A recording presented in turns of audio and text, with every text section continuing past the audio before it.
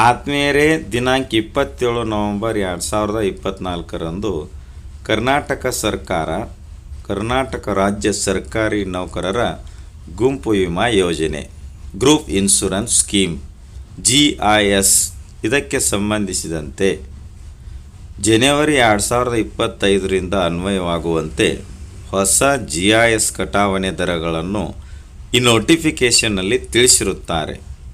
ಜನವರಿ 2025ರಿಂದ ಅನ್ವಯವಾಗುವ ಪರಿಷ್ಕೃತ GIS ಕಟಾವಣೆ ನೋಡಲಾಗಿ group A ನೌಕರರು 720 ರೂಪಾಯಿ, group B 540, group C 480, group D 240.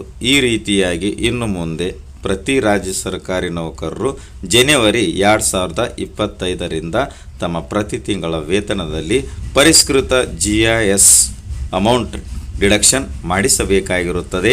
ಧನ್ಯವಾದಗಳು.